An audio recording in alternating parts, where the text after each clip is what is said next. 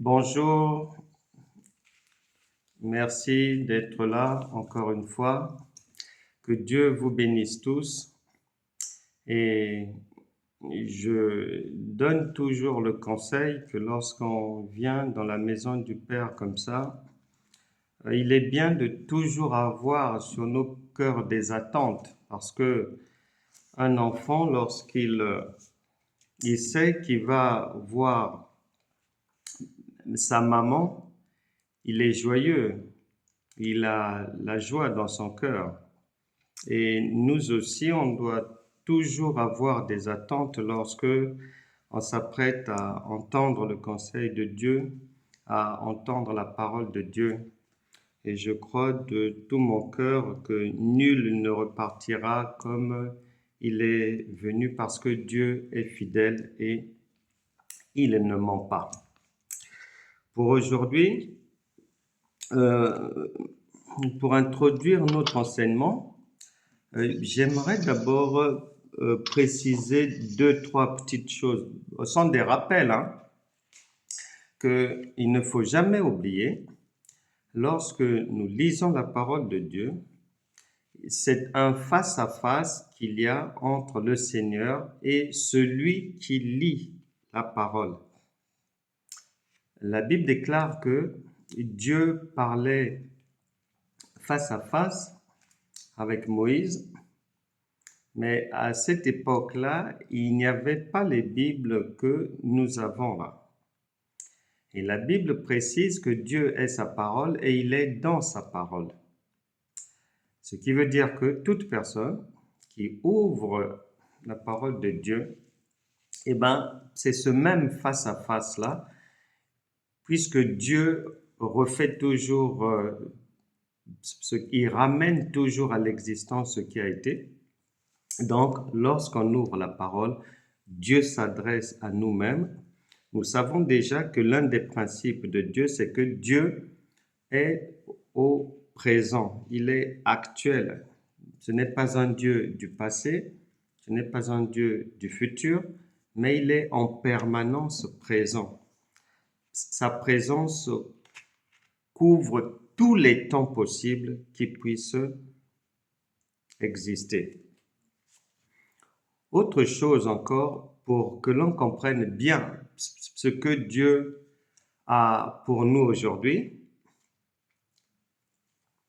une maman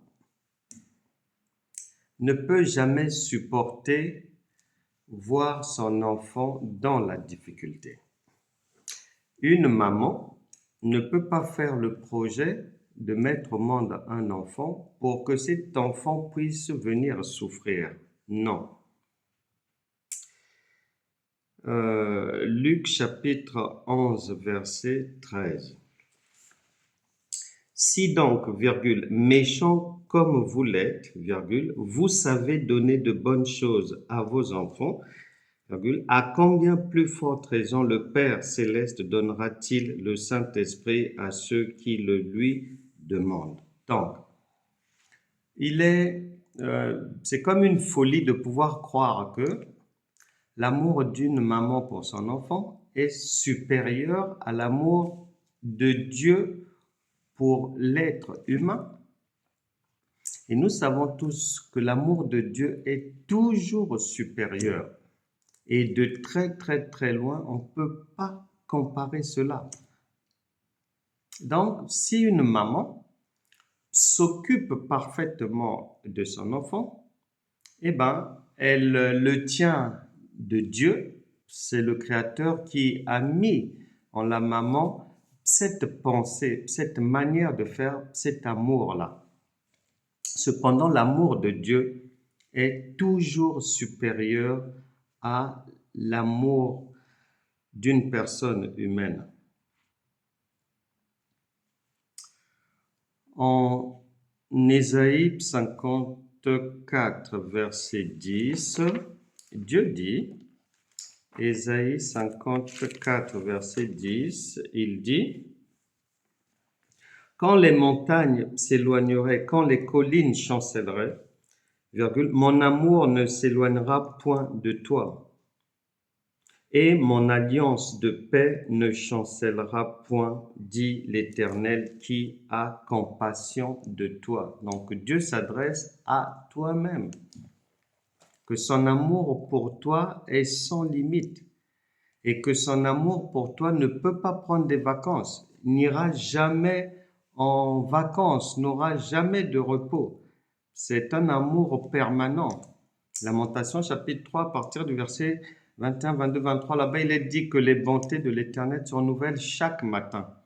Et ce matin, nous croyons que Dieu les a renouvelées. Et il y a aussi à savoir qu'en ce qui concerne la parole de Dieu, ce n'est pas parce que j'ai du mal à croire en une parole, ce n'est pas parce que mon cerveau a du mal à comprendre que ce que Dieu dit est faux. Non. Ce n'est pas parce que j'ai du mal à mettre en pratique que cette parole n'est pas réelle. Non.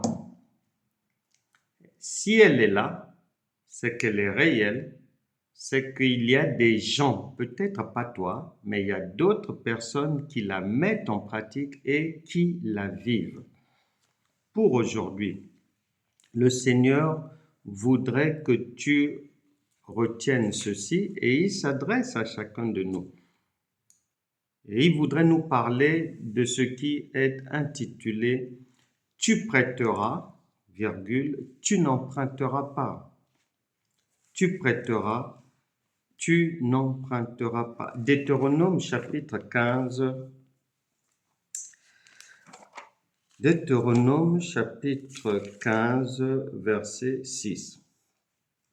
L'Éternel, virgule, ton Dieu te bénira, comme il te l'a dit. Virgule, tu prêteras à beaucoup de nations, virgule, et tu n'emprunteras point. C'est Dieu qui le dit. C'est une vérité. Pourquoi tu ne t'arrêtes jamais sur cette parole? Pourquoi tu ne prêtes pas attention à ce que le Saint-Esprit dit? C'est une réalité. La bénédiction divine accordée à tout enfant de Dieu. Jean chapitre 1 verset 12, à tous ceux qui l'ont reçu, tous ceux qui ont cru en elle, la parole a donné le pouvoir de devenir enfant de Dieu. À partir de là, l'intégralité de la bénédiction divine est donnée à la personne spirituellement. Et si elle a compris cela, la suite de sa vie consistera à faire passer du monde spirituel au monde physique les bénédictions en question. Maintenant, tu peux avoir lu ça. Ton cerveau n'accepte pas. Ton cerveau peut-être pense que c'est de l'histoire. Ton cerveau peut-être pense que Dieu s'adressait à d'autres personnes. Non, je suis venu ce matin pour te dire que non. Dieu s'adresse à toi-même. Tu n'as jamais ou presque pas prêté attention à cette parole. Tu passes toujours rapidement. Et il voudrait aujourd'hui que tu t'arrêtes là. Parce qu'il a des choses à te dire. Et l'une des choses que tu dois savoir, c'est que toute parole de Dieu, non seulement est vraie, mais est pratique.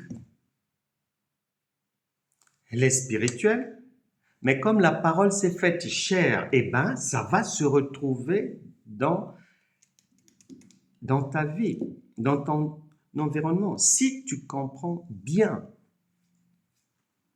Et ce que tu dois retenir avant tout aussi, c'est que une fois que le Saint-Esprit le dit, que tu n'emprunteras pas, mais tu prêteras. Il n'a pas prévu autre chose. Lui n'a prévu que ça. que son enfant, sa fille, ne doit pas emprunter, elle doit prêter à gogo. Une fois que c'est dit, ça ne s'arrête pas là. Il continue. Deutéronome chapitre 30, là-bas, verset 15, il dit, écoute, ce que je te dis là, je mets devant toi, tu as un choix à faire.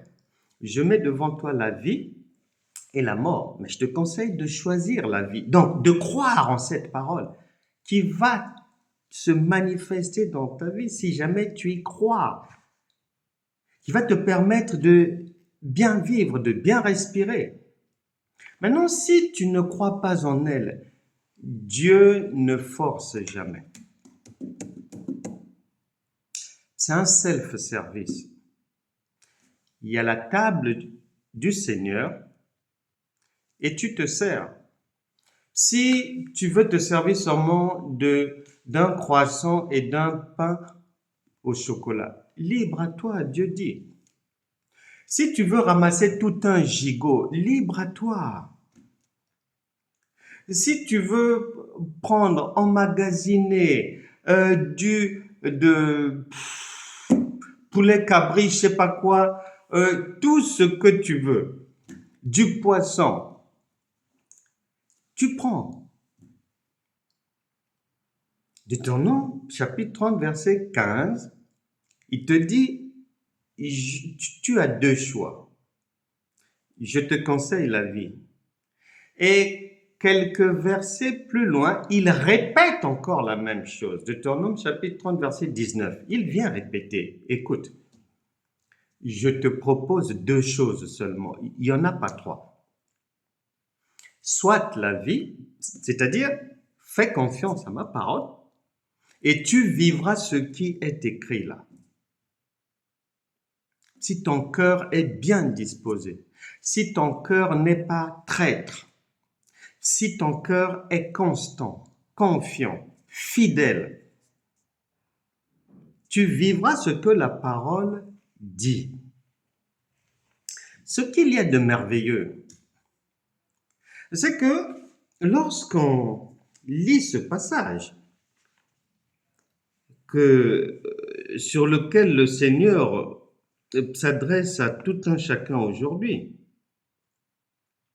du fait que on s'est conformé en général au siècle présent et on a accepté en tant qu'enfant de Dieu l'idée qu'on ne peut pas vivre sans les dettes. Dieu dit non, c'est faux. Ça, c'est dans le monde. Et ça, c'est dans le peuple qui est dans les ténèbres. Mais lorsque la lumière vient, la lumière est chargée d'enlever les ténèbres de l'endettement. Aussi, une maman, j'aime bien le dire, elle s'occupe de son enfant dans tous les domaines. Tous les domaines. Et il n'existe pas une maman qui va bien dormir tant qu'elle sait que sa fille, son fils est environné de dettes. Son cœur n'est pas à l'aise. C'est pas ce qu'elle a souhaité pour l'enfant. Et comment croire maintenant qu'en tant qu'enfant de Dieu, que Dieu soit content que nous puissions être englués dans l'endettement? Il dit, mais ce n'est pas de ma faute. J'ai déjà donné la solution. Et j'ai déjà dit ce qui est prévu pour ta vie. Et ce qui est merveilleux, c'est que le Seigneur, il commence par quelque chose d'extraordinaire. Il dit la première chose, il dit, tu prêteras. Or, pour prêter, tu dois en avoir. Donc, il part du principe que dès le départ, il t'a déjà doté de ce qu'il faut. Parce qu'il ne dit pas que tu chercheras d'abord, non, directement, tu prêteras, et ça cadre avec l'identité en Christ de tout un chacun. Psaume 4, Genèse chapitre 2.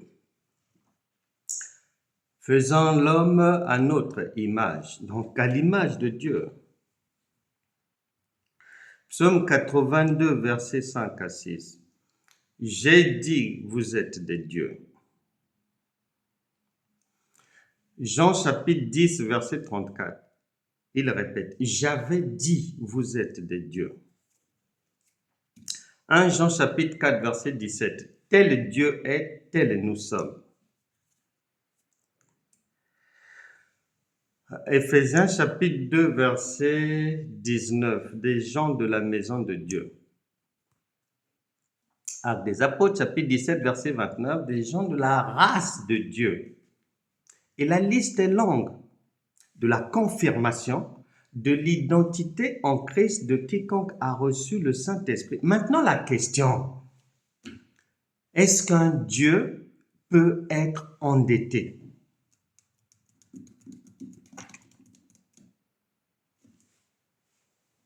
Est-ce que tu t'es déjà posé la question ou pas? Parce que le Saint-Esprit te la pose. Hein? Tu peux lui faire confiance. Peut-être que tu ne comprends pas, peut-être que tu n'entends pas, mais lui, il te la pose. Lorsque tu te plains qu'il y a un souci financier à droite, il y a un souci financier à gauche, mais il te renvoie à Deutéronome chapitre 15, verset 6. Qu'est-ce que je t'ai dit, enfants d'Israël? Qu'est-ce que je vous ai dit? Je ne peux pas vous mentir.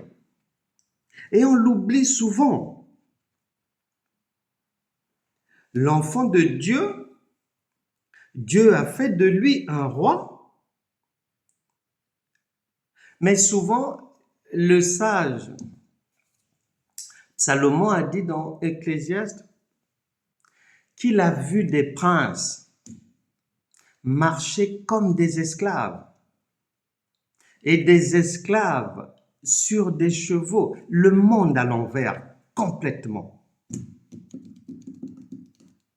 Parce que les gens ne prêtent pas attention à ce que le Seigneur dit, ne réfléchissent pas, ne s'arrêtent pas.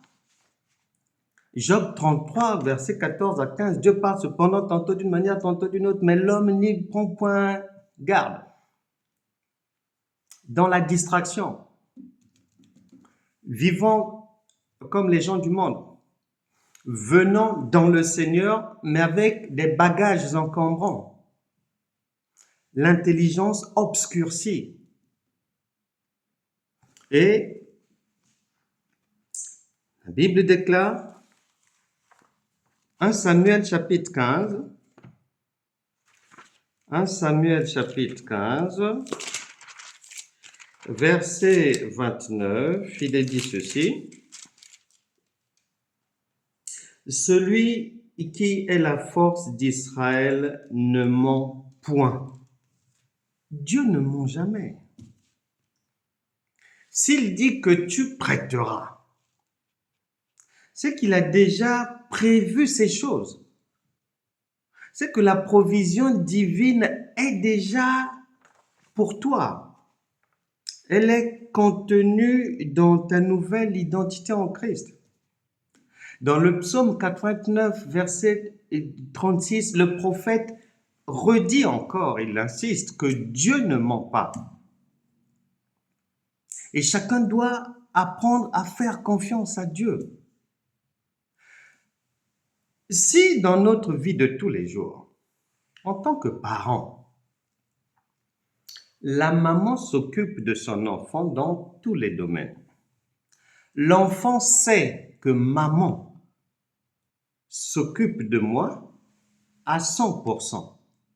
Mais comment est-ce qu'on peut maintenant marcher avec un Dieu que l'on a sectorisé dans la tête, qu'il peut m'aider pour la santé, la guérison divine, mais pour le mariage, à notre époque, là, je ne vois pas. Mais non! Comment se dire, mais il peut m'aider pour le travail, me donner l'énergie d'aller au travail, supporter mon chef qui est difficile. Seigneur, aide-moi. Seigneur, je prie tout. Ce sont des prières que nous faisons. Je prie tout par celui qui me fortifie, soit ma bannière, mon bouclier, ceci, cela. Mais, d'un autre côté, on n'ose pas croire qu'on peut avoir une promotion. Comment? Et c'est la confusion. On marche avec un Dieu limité, qu'on a logé dans des cases. Ça, il peut faire. Ça, il peut pas faire. Ça, notre famille, on voit jamais ça. Ça, dans ce pays-là, la tradition n'a pas prévu ça. Ça, l'État a dit non. Ça, non. Non. Dieu ne ment jamais. S'il dit que tu prêteras, c'est qu'il a déjà en amont, dès le départ, dès le premier jour de ta présence dans le royaume de Dieu, en tant qu'enfant de Dieu, cela a été prévu. Tu as reçu la dotation. Et ce qui veut dire que tu es déjà béni. Et ce n'est pas moi qui le dis, je ne voudrais pas être un inventeur. On va appeler un frère, Jean, il va venir nous éclairer, puisque eux ont reçu l'autorisation de parler au nom de Dieu, il va nous éclairer s'il peut venir dire ce qu'il en est de l'enfant de Dieu. Jean chapitre 1, verset 16. Et nous avons tous reçu de sa plénitude. Donc, tu reçois le Saint-Esprit. Quand le Saint-Esprit vient vivre en toi, c'est tout ce qui fait Dieu. Toute l'identité de Dieu qui vient demeurer en toi. Maintenant, à toi, si tu veux facilement résoudre les problèmes de la vie, devant chaque difficulté, tu te poses seulement la question. Celui qui en moi est Dieu, oui, je le crois. Est-ce que j'ai un problème? Est-ce que Dieu peut être endetté? Tu as la réponse. Non. Bon, admettons que Dieu s'endette. Est-ce qu'il peut demeurer dans l'endettement? Tu as la réponse. Non. Même si par hasard, comme ça, Dieu s'endette, il ne restera pas dans la dette. Et la Bible dit qu'il ne peut pas devoir à un être humain. C'est pas possible. La maladie est là. Est-ce que Dieu peut être malade? Parce que il a déjà dit que tu es comme lui. Et ici, Jean, en tant que prophète, vient dire que nous avons tout reçu de Dieu. Tout ce qui fait Dieu, nous avons reçu ça.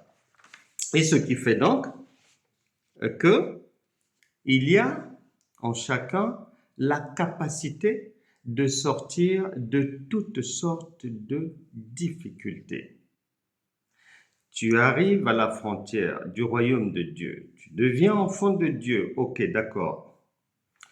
Et tu viens, il y avait tel souci, tel problème, telle incompréhension là-bas, dispute familiale, incompréhension au boulot, le commerce en difficulté, ceci, cela. On dit d'accord.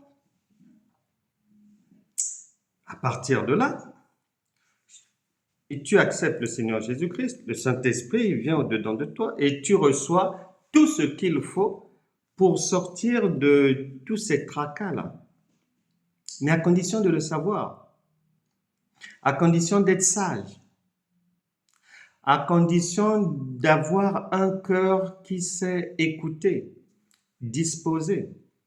La plupart des enfants de Dieu n'ont pas des cœurs disposés, entêtés, endurcis, têtus. Ça sera difficile. Ça sera difficile. Et les deux grands problèmes que nous avons, sur lesquels nous devons batailler jour et nuit, et qui nous empêchent de déguster le lait et le miel, l'ignorance et l'incrédulité. Ce n'est pas moi qui le dis, ce sont les Écritures. Ignorance, Osée chapitre 4, verset 6, et il y a beaucoup d'autres témoins. Incrédulité, Évangile de Marc, chapitre 4, verset 35 à 41, et beaucoup d'autres passages. Et nous devons faire attention à cela. À la nouvelle naissance, chacun est devenu riche. La parole de Dieu stipule dans Galates que chacun est devenu héritier. Et Marc, on appelle Marc, il va venir nous dire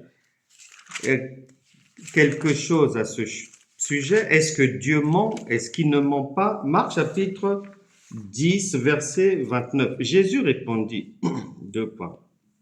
Je vous le dis en vérité, il n'est personne qui, ayant quitté à cause de moi et à cause de la bonne nouvelle, sa maison, ou ses frères, ou ses sœurs, ou sa mère, ou son père, ou ses enfants, ou ses terres, ne reçoivent au centuple, présentement dans ce siècle, c'est-à-dire dans cette vie. C'est impossible. Quelqu'un qui rejoint le camp de Dieu, il reçoit au centuple. Qu'il est perdu, qu'il n'est pas perdu, il y a à boire et à manger à gogo pour tout le monde dans le royaume de Dieu. Dieu n'a pas un problème pour voir tous ses enfants être heureux. Non. Non. C'est lui qui a tout créé, il a tout disposé pour toi. Raison pour laquelle un autre témoin, le prophète dans les psaumes vient dire « L'Éternel est ton berger, tu ne manqueras de rien ». C'est-à-dire tu ne manqueras pas de quoi payer une facture, des factures, liquider les dettes, tu ne manqueras pas. C'est écrit. C'est précis. Tu ne manqueras de rien, c'est-à-dire tout sans exclusion. 2 Corinthiens chapitre 8 verset 9. De riche qu'il était, le Seigneur Jésus s'est fait pauvre. C'est-à-dire il y a eu échange. Quand tu deviens enfant de Dieu, il y a eu échange. Toutes tes galères, il récupère et il te donne en contrepartie le jackpot. 1 Corinthiens chapitre 3 verset 23, le Saint-Esprit dit « Tout est à vous ». Est-ce que tu as eu l'information? Est-ce que tu n'avais jamais eu l'information? Est-ce que tu avais prêté attention à ces précédentes paroles Deutéronome chapitre 15 verset 6 et beaucoup d'autres paroles qui confirment beaucoup de témoins? La Bible déclare que Dieu ne cesse de ramener ce qu'il a déjà dit pour qu'on puisse comprendre. Il n'envoie pas une seule personne, plusieurs personnes. Ésaïe, Jérémie, Jean, Pierre, Jacques, Jonas, et foule, pour que l'on puisse bien comprendre. Il n'a pas seulement envoyé Moïse nous parler, non. Ce que Noé a dit, Moïse est venu confirmer. Josué a confirmé encore. Élisée a confirmé. Élie a confirmé. Paul est venu confirmer. Ils sont tous venus confirmer que ta nouvelle identité en Christ t'a déjà fait rentrer dans le pays où coule le lait et le miel et que ta destinée doit passer clairement d'un avant, ta rencontre avec le Seigneur, et un après. Sinon, si tu ne suis pas cette autoroute-là, même si ta bouche ne le dit pas, ton cerveau dit que Dieu ment. 2, tu n'en mangeras pas les fruits de Canaan. C'est une impossibilité. Parce que quiconque avait douté n'est pas rentré à Canaan, n'a pas vu la terre promise. Quiconque doute, quiconque met à mal ce que maman dit, il en paiera le prix fort. Et c'est pareil. Et le Saint-Esprit voudrait qu'aujourd'hui, que tu puisses prêter attention à ce que Dieu te dit sans aller choisir. Ah oui, s'il parle du mariage, oui, je crois. Ah, mais si c'est la prospérité, non, non, non, c'est trop difficile. Ah, la conjoncture est compliquée. Ah, si c'est le commerce, il faut voir. Si c'est la santé, oui, je crois en la guérison. Non, non, non, non, non, non, non, non. Ça ne fonctionne pas comme ça. C'est un plat complet.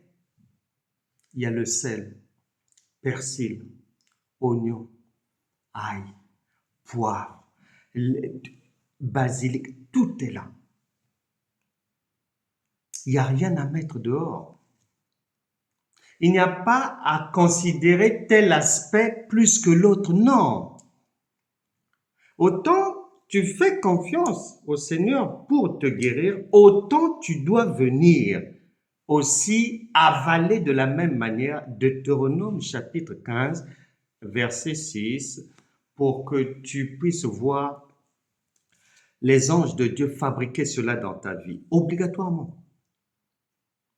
Mais si tu ne prêtes pas attention, si tu penses que c'était de l'histoire, si tu penses que c'était pour l'époque de Moïse, si tu penses que c'est pour les autres, si tu penses que non, non, non, ça c'est pour ceux qui sont en Amérique, si tu vois ça de loin comme ça, ce sont des passages, quand tu arrives là, tu sautes à pieds joints, tu vas chercher ce que ton cœur veut entendre. Si tu veux te caresser toi-même, parce que la Bible dit que dans les derniers temps, les gens vont se donner une foule de docteurs. Docteur, ça peut être par oral et écrit. Une foule de docteurs selon les désirs de leur cœur. Si c'est comme ça avec Dieu, ça ne passera pas. Ça ne passera pas. Il faut prendre la parole dans son entièreté, sans exclusion. Parce que toi-même, tu t'occupes c'est-à-dire entièrement de tes enfants.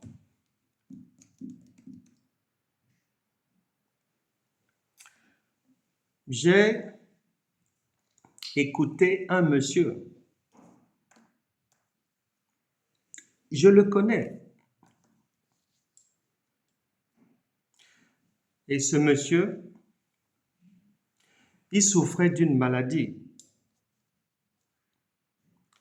Une maladie qui faisait que il ne pouvait pas, c'est-à-dire être près d'une personne parce que il dégageait une odeur nauséabonde.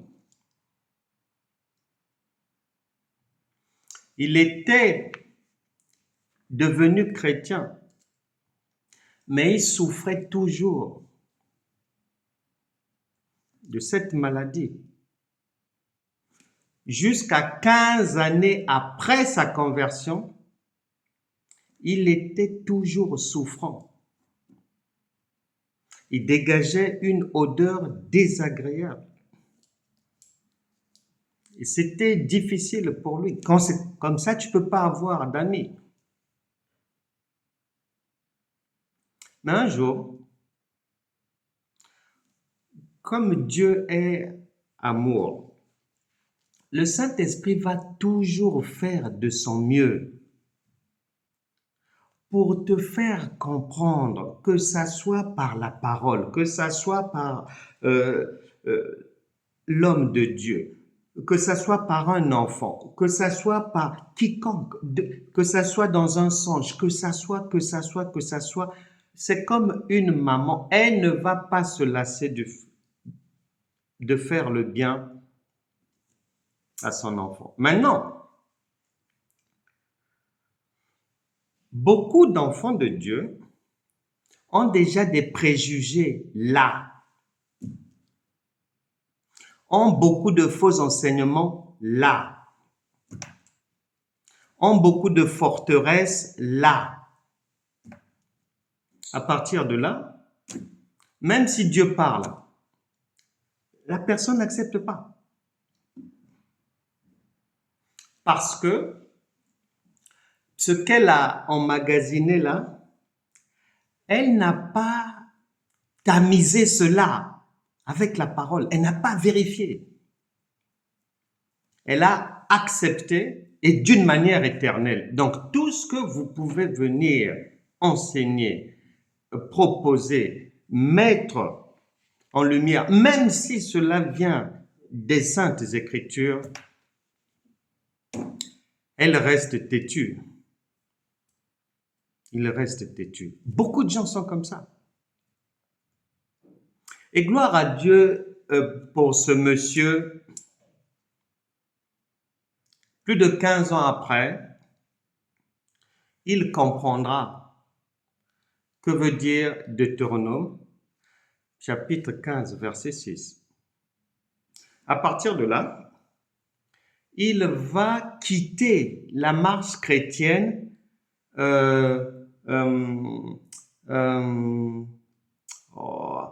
par section. C'est-à-dire, croire que Dieu peut faire ça. Ça, non, c'est difficile. Ça, l'État ne permettra pas. Ça, la conjoncture est difficile. Ça, non. Il a quitté, après avoir compris cette parole, il a quitté cette manière de penser et de croire. Et c'est lorsqu'il a accepté que le secours de Dieu couvre tous les domaines, la présence de Dieu couvre tous les domaines sans limite. Peut-être que ça fait longtemps que ton problème traîne parce que Dieu t'attend là.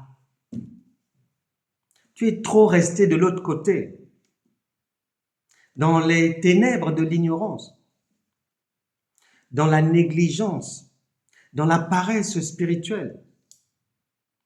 Tu as trouvé que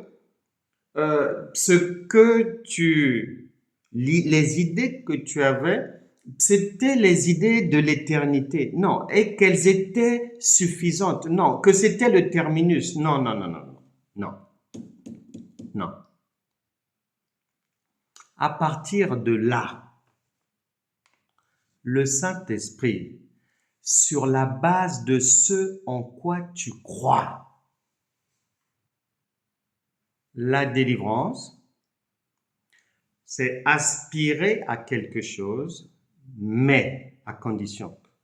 Mon cœur y croit, mon âme y croit, mon esprit y croit, mon corps croit en cela, sans douter.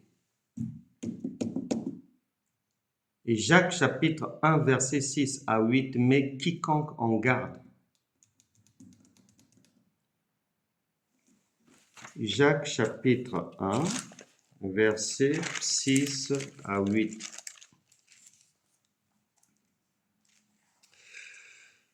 Verset 6. Mais qu'il la demande avec foi, virgule, sans douter. Point virgule, car celui qui doute est semblable au flot de la mer, virgule, agité par le vent et poussé de côté et d'autre. Qu'un tel homme ne s'imagine pas qu'il recevra quelque chose du Seigneur. C'est un homme irrésolu, inconstant dans toutes ses voies. Ça ne passera pas. Et gloire à Dieu, ce monsieur, à partir du moment où il avait compris ces choses, sa vie a commencé à changer. Il dira ceci, que il n'y avait pas plus pauvre que les gens de ma famille. Il n'y avait pas dans mon quartier plus pauvre que moi. Mais d'autant plus que j'étais malade. 15 ans de maladie. Mais, à partir du moment où la bonne compréhension éclairée de la parole a saisi son esprit, son âme, son corps, son cœur, la délivrance a fait irruption dans sa vie. Et il disait que je n'ai jamais, même dans mes rêves les plus fous, pensé que je pouvais devenir aussi riche. Et c'est une richesse, comme j'étais pauvre, le pauvre est limité même dans ses projets. C'est-à-dire que pour moi, avoir 2000, 3000, c'était déjà le top de la vie. Mais, par le principe de la résurrection, il est devenu multimillionnaire. Chaque enfant de Dieu a déjà reçu l'abondance. Actes des Apôtres, chapitre 32. Un autre témoin, avant que l'on ne termine, on appelle Luc encore, Actes des Apôtres, chapitre 4, chapitre 4, verset 32. La multitude de ceux qui avaient cru, sont les croyants, chrétiens d'aujourd'hui, n'était qu'un cœur et qu'une âme. Nul ne disait que ses biens lui appartiennent en propre, mais tout était en commun entre les apôtres, rendaient avec beaucoup de force témoignage de la résurrection du Seigneur Jésus. Et une grande grâce reposait sur eux tous, car il n'y avait parmi eux aucun indigent, c'est-à-dire aucun pauvre, parmi tous les enfants de Dieu. Et c'est comme ça que le Seigneur a conçu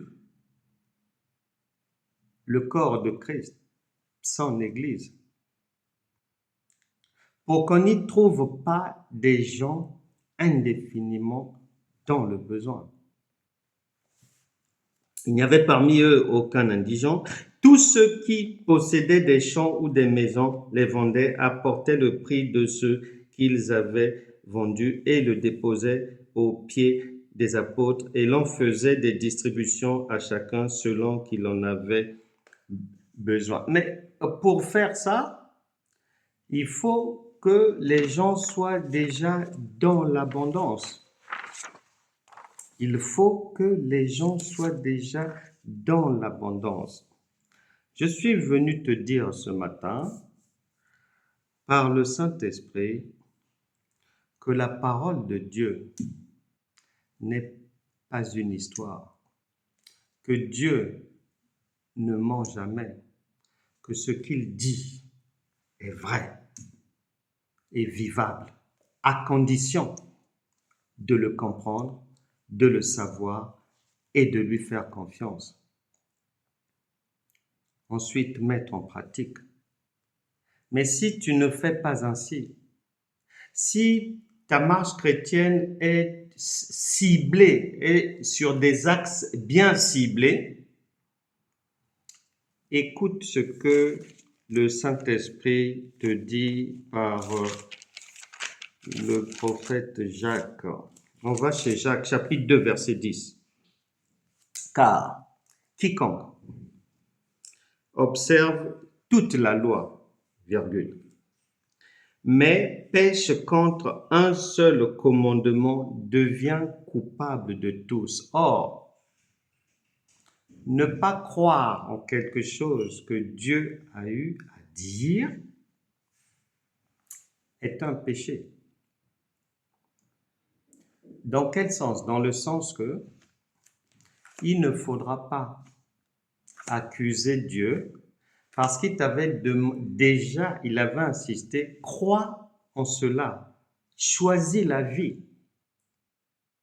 Mais toi-même, volontairement ou involontairement, tu choisis la mort pour ensuite accuser Dieu, accuser une sœur, accuser un ex, accuser tel parent, accuser tel collègue, accuser tel fournisseur, accuser tel client, accuser. Non. La solution maintenant,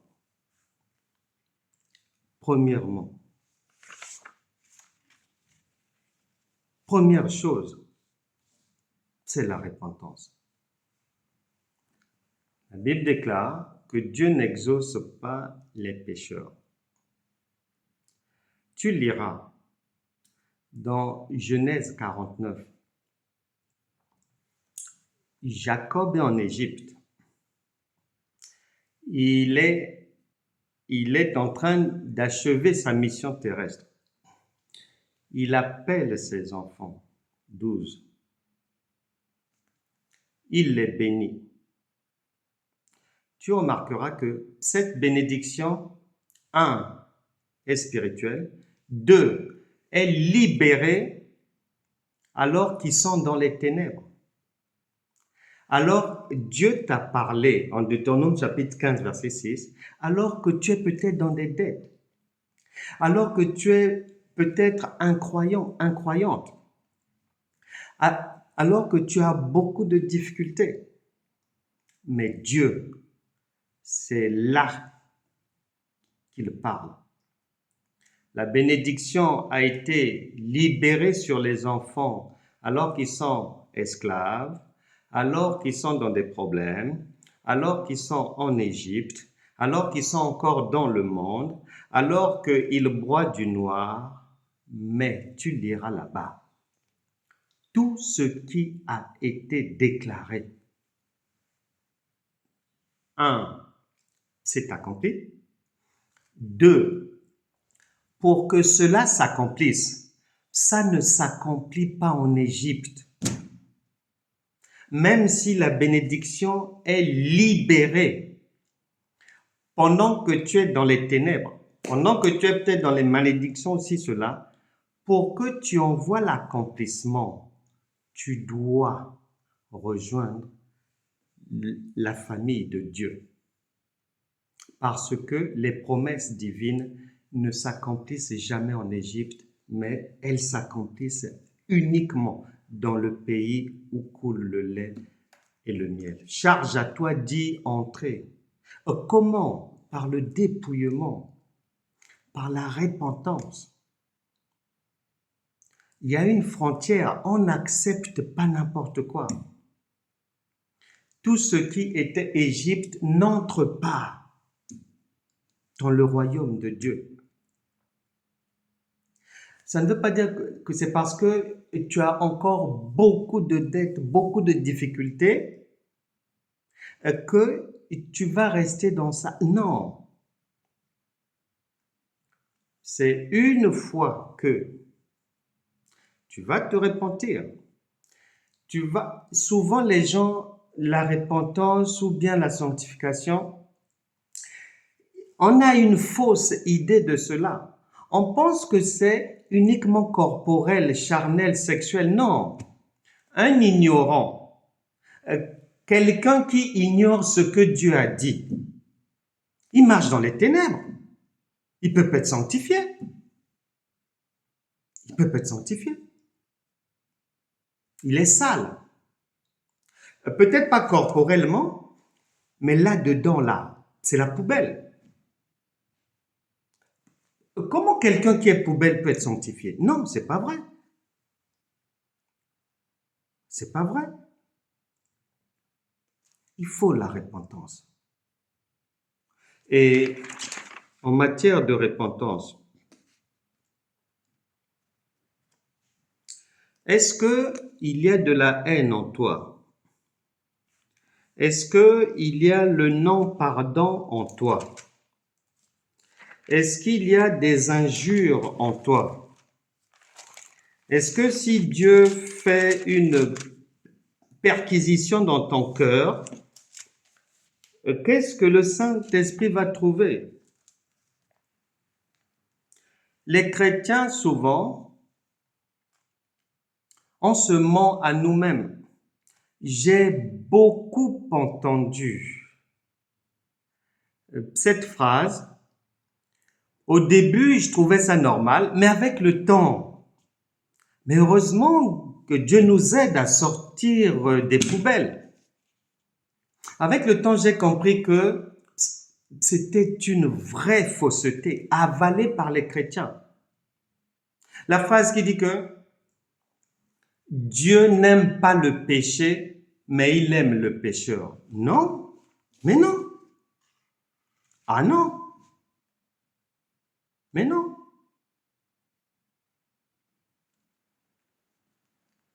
L'enfant a mal travaillé à l'école. Est-ce que tu lui donneras un cadeau à ce moment-là? Non. Mais c'est pas vrai. Lorsqu'on devient enfant de Dieu, à la frontière du royaume de Dieu, l'entrée dans le royaume de Dieu. Mais tu peux avoir un beau visage. Mais si tes vêtements sont sales, mais tu n'entres pas. Mais c'est pas possible. Je connais un pasteur. Un jour, il avait rendez-vous avec un chef d'État. Il aime la mode. Et il pensait que la mode, on peut l'emmener partout. Et donc, il avait mis des vêtements multicolores, plusieurs couleurs, de l'extravagance. Il était dans la salle d'attente. Pourtant, le bureau du président était à 30 mètres.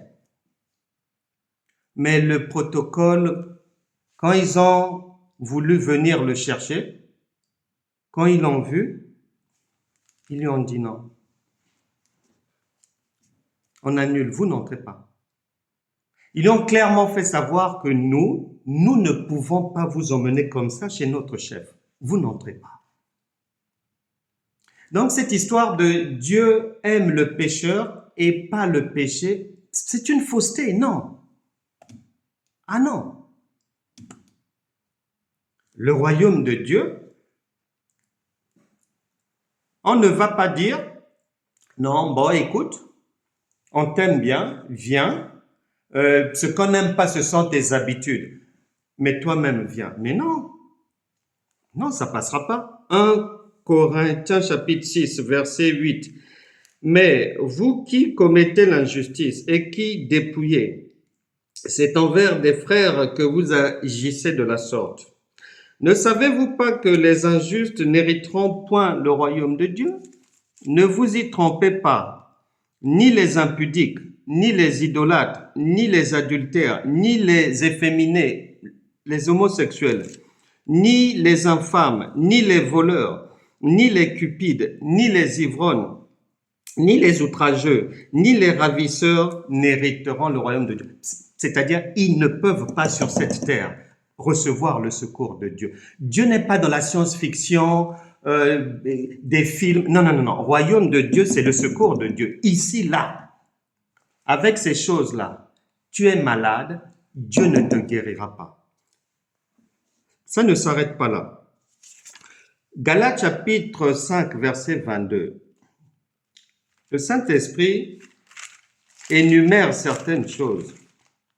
Et quiconque est en dehors de ces choses, Dieu l'appelle à la repentance. Le fruit de l'esprit, c'est l'amour, la joie, la paix, la patience, la bonté, la bénignité, la fidélité, la douceur, la tempérance.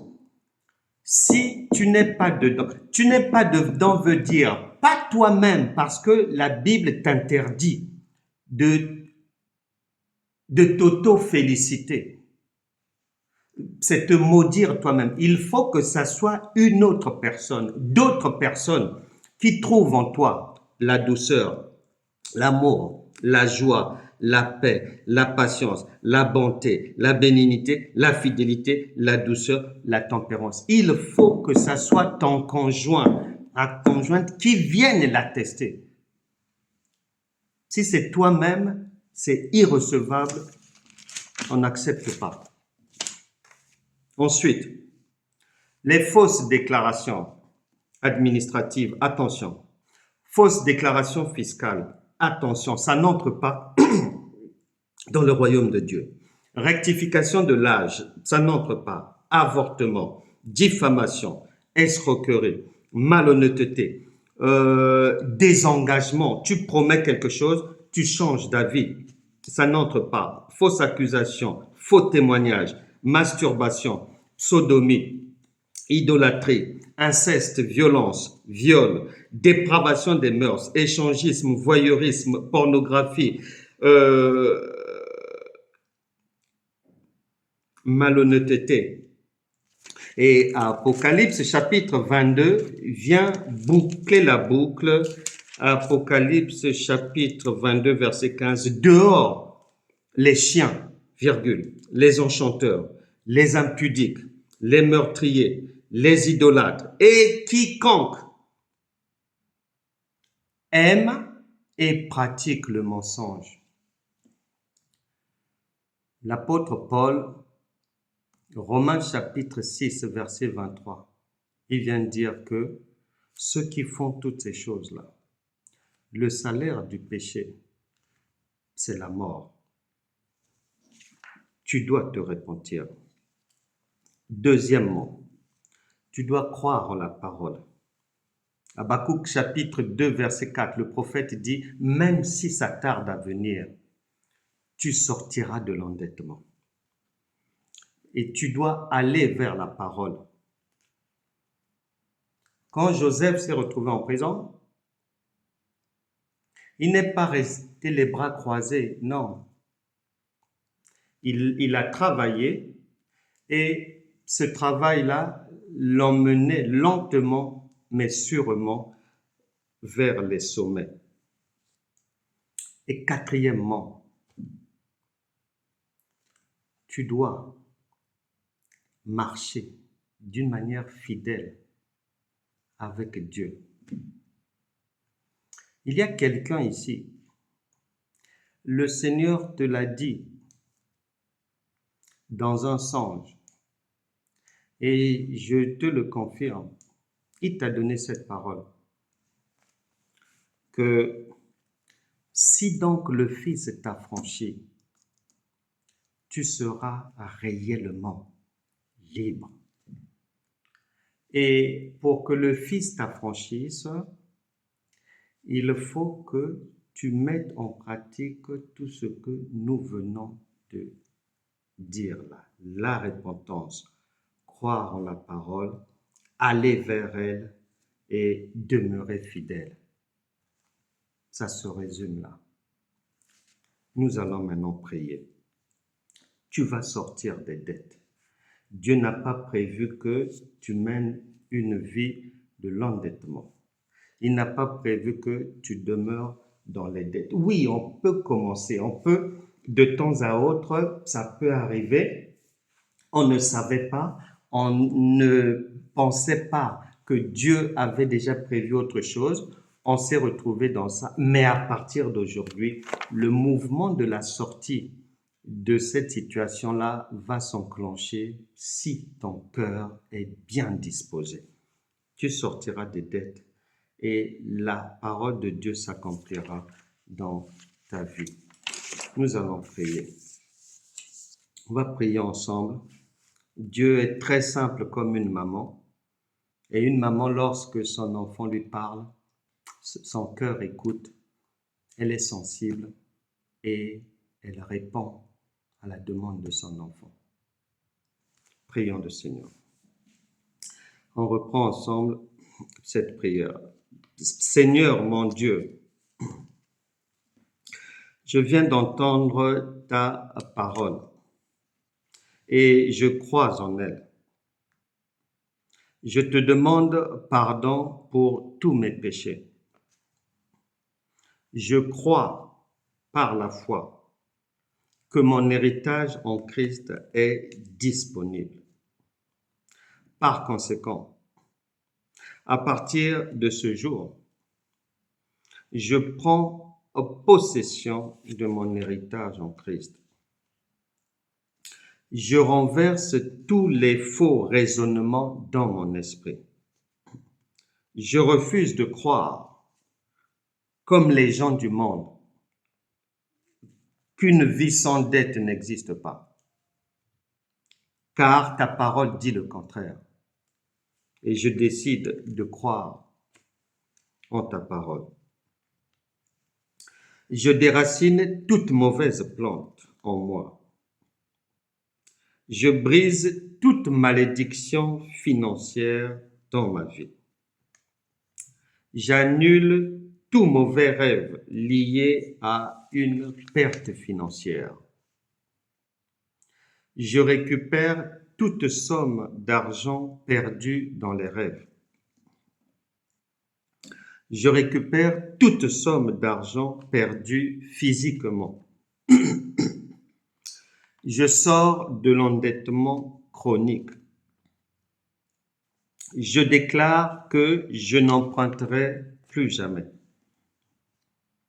Je prends possession de la vie abondante. Je ne manquerai de rien.